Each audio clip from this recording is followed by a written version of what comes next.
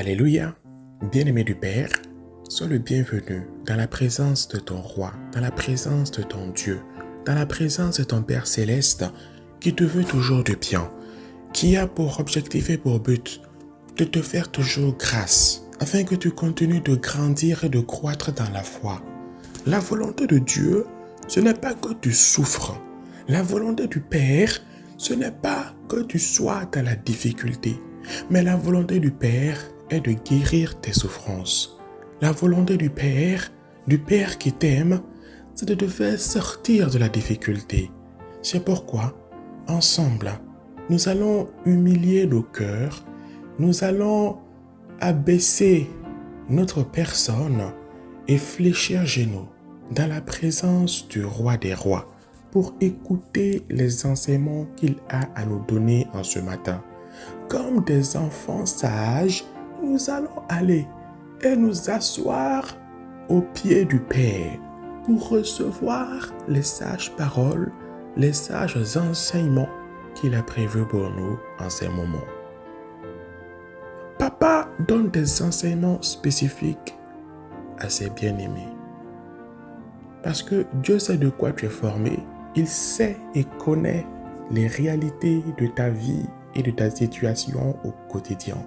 Et c'est pourquoi il te donne ce qui vient de son cœur afin que cela puisse t'aider à aller de l'avant pour la gloire de son nom.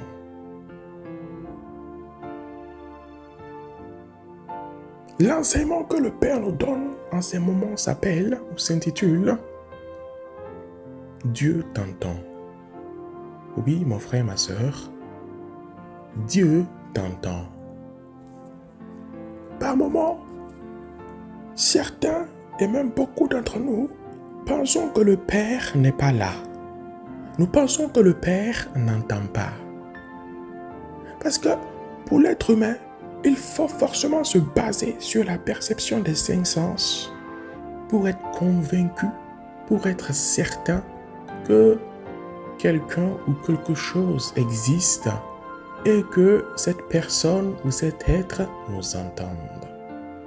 Mais, mon frère, ma sœur, il y a des choses qui ne se voient pas avec les yeux, mais qui sont bien et belles là. L'homme ne peut pas voir avec ses yeux l'air, mais tout le monde sait que l'air existe. Si tu fermes tes narines et ta bouche pendant quelques secondes, personne n'aura besoin de te faire un cours de théorie, de mathématiques ou de physique antique pour que tu sois convaincu que l'air existe.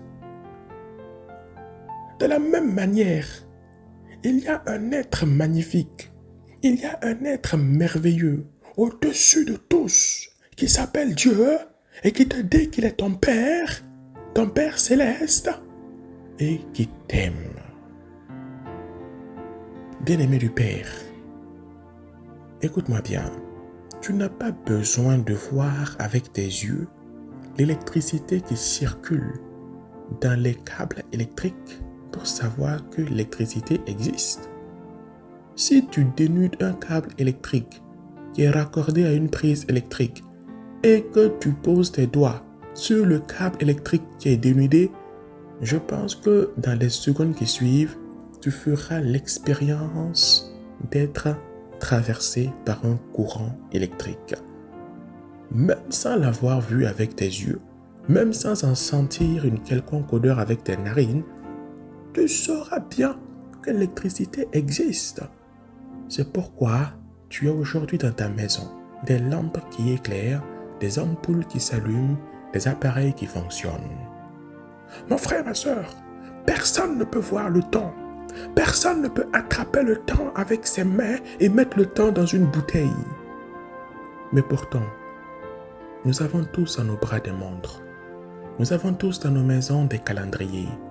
Et même si tu refuses d'accepter que le temps existe, regarde ton propre corps qui mûrit d'âge en âge. Que tu veuilles, que tu ne veuilles pas, tu sais très bien que le temps existe et tu sais très bien que le temps ne recule pas mais qu'il avance. Dieu te dit qu'il est là. Ne cherche pas forcément à le voir avec tes yeux humains. Ne cherche pas simplement à le sentir avec tes narines humaines. Dieu est au-delà des 5 sens. Dieu est au-delà de ce que tu puisses voir, de ce que tu puisses penser et de ce que tu puisses imaginer. Dieu te dit qu'il est là, accepte cela, un point, c'est tout. Si tu refuses ces réalités spirituelles, bien-aimé du Père, si dans ta vie chrétienne, face aux difficultés, face à certaines situations, tu dis que le Père n'existe pas et que tu te convaincs de cela, le Père vient ce matin pour te démontrer par A plus B que tu as tort. Bien-aimé du Père, nous allons aller ensemble.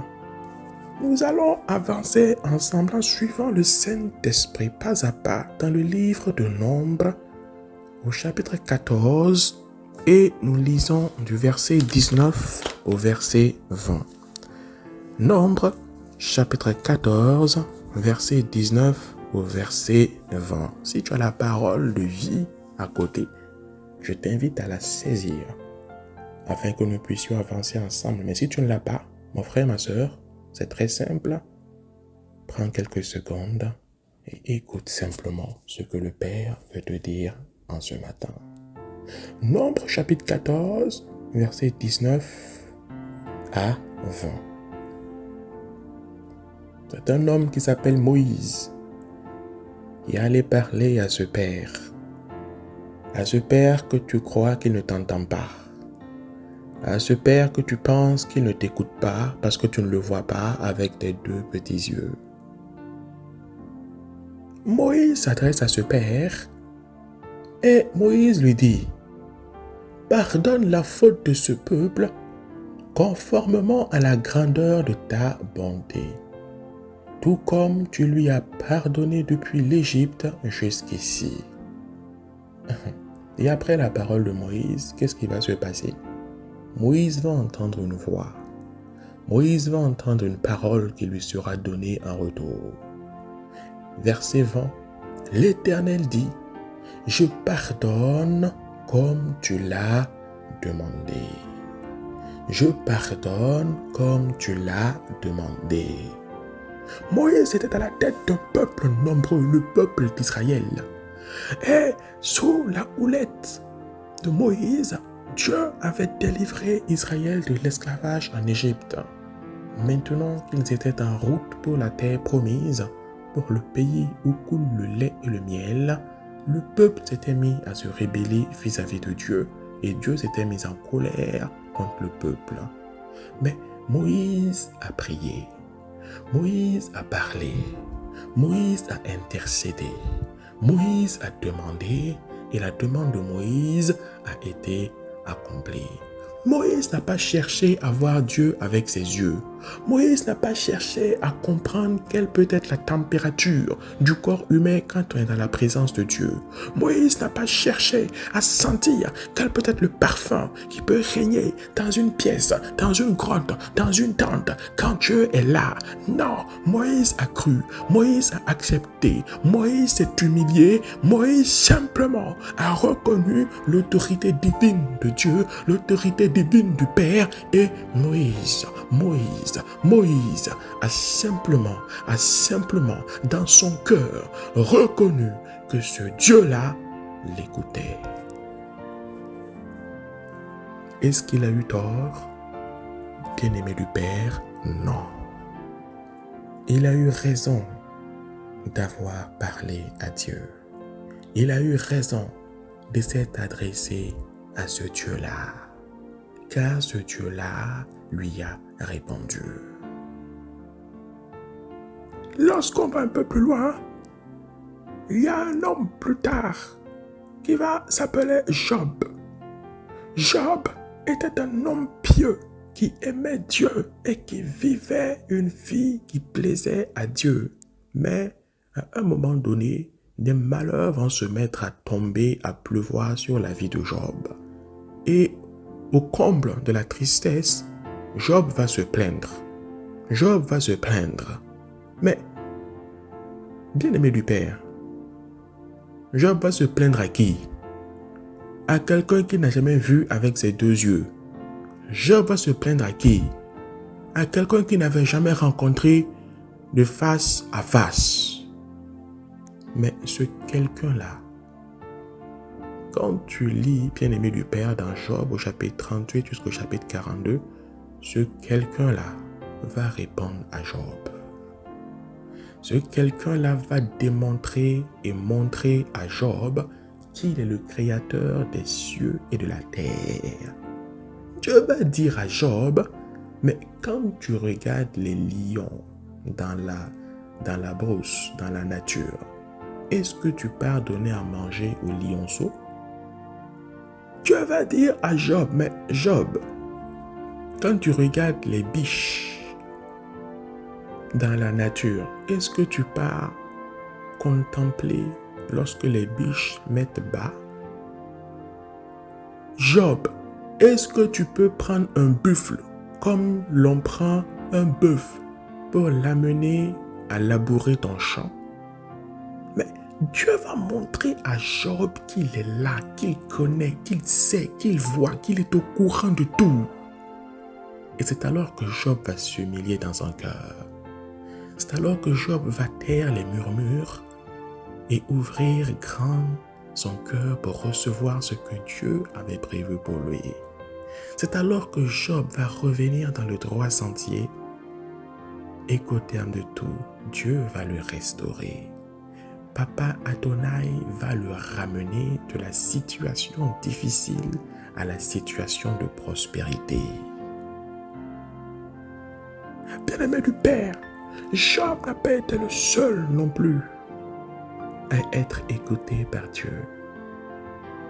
Plus tard, un roi du nom d'Ézéchias va faire également cette expérience. Ézéchias va être frappé d'une maladie. Et dans cette maladie, Ézéchias, après avoir fait le tour de tous les médecins, après avoir fait le tour de tous les docteurs, Ézéchias, après être allé d'échec en échec et de non-guérison en non-guérison, va s'allonger dans son lit et va pleurer devant Dieu. Ézéchias n'a vu personne dans sa chambre en ce moment-là. Les yeux d'Ézéchias ne voyaient droit devant lui que le mur de sa chambre auquel était accolé son lit. Mais Ézéchias va parler face à ce mur. Ézéchias va pleurer devant ce mur. Ézéchias va crier devant ce mur. Et dans cette pièce vide pour Ézéchias, dans un premier temps, va paraître la gloire de Dieu, va rayonner la gloire de Dieu, qui va couler de la chambre d'Ézéchias jusque dans son salon, qui va inonder le salon de son palais jusque dans la cour du palais, où se trouvait un prophète qui était en train de partir, qui s'appelle le prophète Ésaïe. Et cette grâce-là va venir toucher Ésaïe qui était en train de quitter la cour et saisir Ésaïe et le ramener jusque dans la chambre d'Ézéchias pour dire à Ézéchias, sèche tes larmes car Dieu t'a guéri. Sèche tes larmes car Dieu écoute. Et le Dieu qui écoute a entendu tes cris et tes pleurs. C'est pourquoi il te donne encore des années à vivre. Et à l'instant même, Ézéchias, sous l'inspiration du Père, sous l'inspiration de ce Père qui t'aime, sous l'inspiration de ce Père qui te dit en ce matin que tu n'es pas seul, que tu n'es pas abandonné, que dans ce lieu où tu es maintenant, où tu te crois seul à tort, car il est avec toi, comme il a été avec Ézéchias dans cette chambre. Il t'entend, comme il a entendu Ézéchias dans cette chambre. Il t'écoute, comme il a écouté Ézéchias dans cette chambre. Et il te répondra, comme il a répondu à Ézéchias dans cette pièce. Ésaïe va dire, prenez un gâteau de figues et frottez, appliquez le gâteau sur la partie malade, sur l'ulcère du roi. Et le roi guérira. Et le roi, bien-aimé du Père, est guéri. Mon frère, ma sœur, le Père t'aime. Que tu veux, que tu ne veux pas, le Père t'aime. C'est une réalité, c'est une vérité que le Père a accomplie.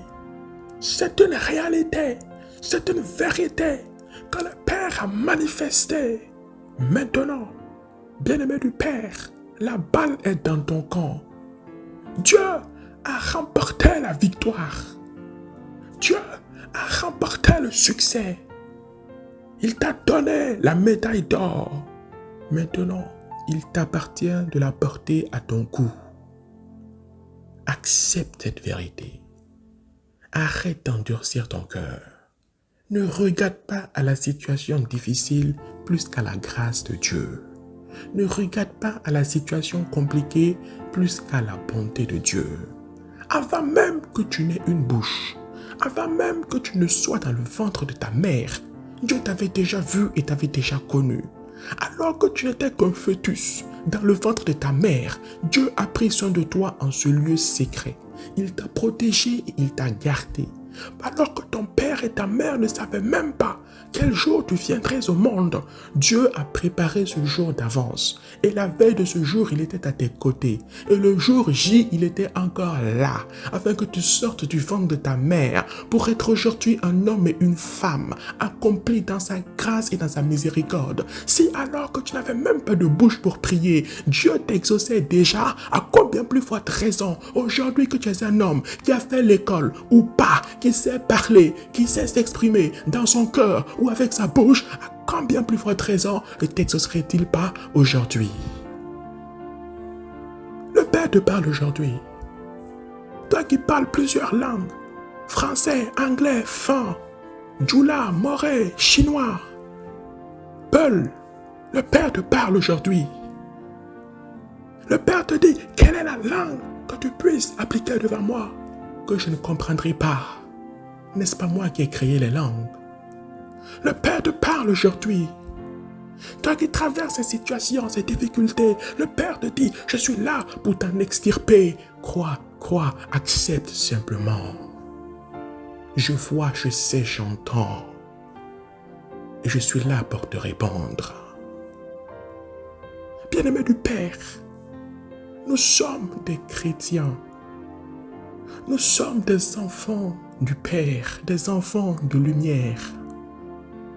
Et notre grand frère, oui, celui duquel nous sommes issus, parce que chrétien veut dire issu de Christ. Chrétien veut dire à l'image de Christ. Celui duquel nous sommes issus, Jésus-Christ donc, va nous montrer quelque chose. Il va nous enseigner quelque chose. Il va nous apprendre quelque chose. Allons dans le livre de Jean et lisons dans Jean chapitre 11 verset 42. Bien-aimé du Père, Jean chapitre 11 verset 42. Jean chapitre 11 verset 42 et nous poursuivons même jusqu'au verset 44. Notre grand frère, notre Seigneur, notre aîné va faire face à une situation délicate. Il va se retrouver devant le tombeau de quelqu'un qui était mort. Il va se retrouver devant une famille endeuillée, devant des gens qui lui disent, mais si tu étais là, toi,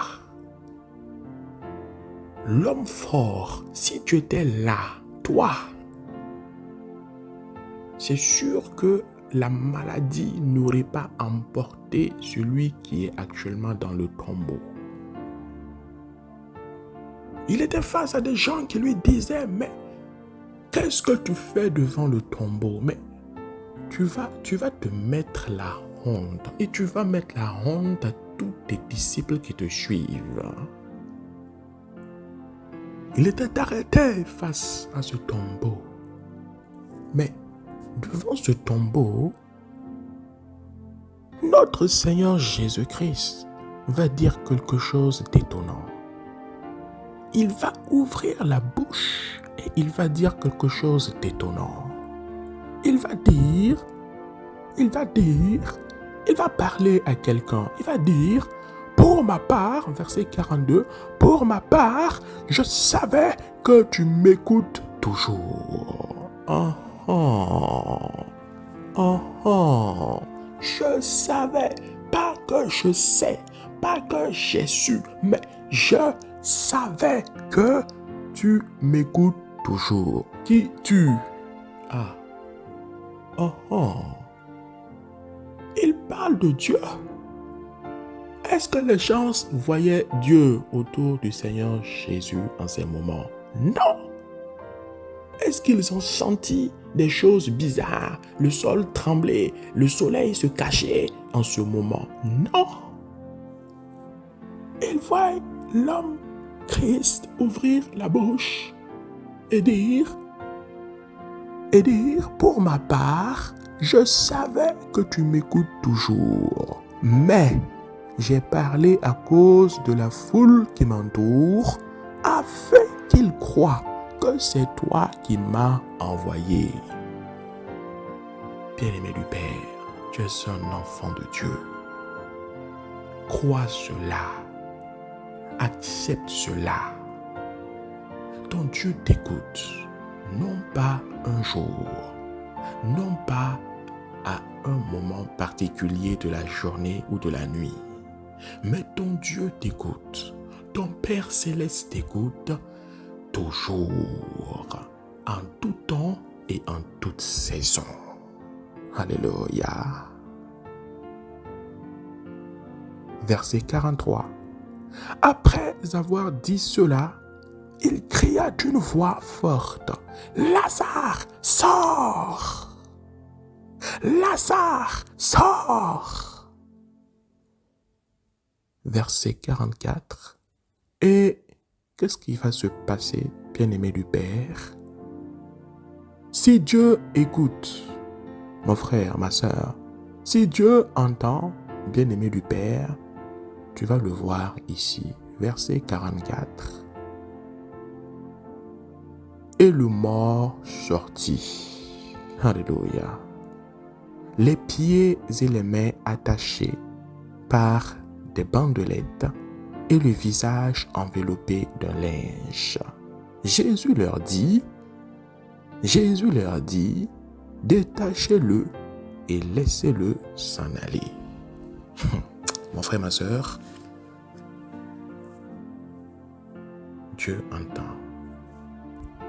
Dieu entend et Dieu t'entend. C'est le plus important. Le Père te rappelle ce matin qu'il est le Dieu qui écoute. Le Père vient te dire ce matin parce qu'il sait que tu as besoin de te rappeler cela. Il sait que tu as besoin de l'entendre encore et de nouveau. Il te dit qu'il est ton Père qui t'écoute. Il te dit qu'il est ton Père qui t'entend. Il te dit qu'il est ton Père devant qui aucune de tes paroles ne passe inaperçue. Même les paroles de ton cœur lui sont entendues. Et il t'entend, il t'écoute afin de te répondre, afin de te faire comprendre que tu n'es ni seul, ni abandonné. Que le Père ne cesse de t'édifier, que le Père ne cesse d'opérer au travers de ce qu'il a prévu dans sa grâce pour toi. Car tu ne le vois pas avec tes yeux, mais les anges vont et viennent pour ta cause. Tu ne le vois pas avec tes cinq sens, Mais même la nature obéit à Dieu pour ta cause. Tu ne l'entends pas avec tes oreilles, mais il y a des fracas de combats célestes pour ta cause. C'est pourquoi ne te décourage pas, ne te laisse jamais abattre. Sache et rappelle-toi toujours que ton Père et que ton Dieu t'entend, t'écoute, te répond et toujours te répondra. Bien-aimé du Père, garde ces secrets en ton cœur. Garde ces paroles en ton cœur. Laisse-la faire effet par la grâce du Père. Et pour toi qui ne connais pas encore le Seigneur Jésus-Christ, pour toi qui n'as pas encore donné ta vie au Seigneur Jésus-Christ, qui n'est pas encore compté au nombre des enfants de ce Père merveilleux, ce Père t'aime également. Ce Père veut te voir à ses côtés aussi. Ce Père veut te répondre favorablement également. Alors, s'il te plaît, ne lutte pas dans ton cœur. Ne résiste pas en toi-même. Ouvre simplement ton cœur. Laisse Dieu toucher de par sa grâce ce cœur qu'il a lui-même créé. Ferme simplement les yeux maintenant. Franchis le pas simplement en disant, en répétant ces quelques paroles qui disent: Oh Seigneur Jésus, je reconnais que tu es le roi des rois. Je reconnais que tu as été l'envoyé du Père pour sauver la terre, pour sauver quiconque croit que tu as été envoyé pour nous affranchir et nous délivrer du péché et de la mort, afin que nous recevions en toi la vie éternelle. Je te remercie, Seigneur, pour ce que tu as accompli. Je te remercie et je t'accepte, Seigneur Jésus, comme mon Seigneur. Seigneur, Papa Adonai, comme mon Père, mon Dieu et mon Roi. Je l'accepte et je te rends grâce.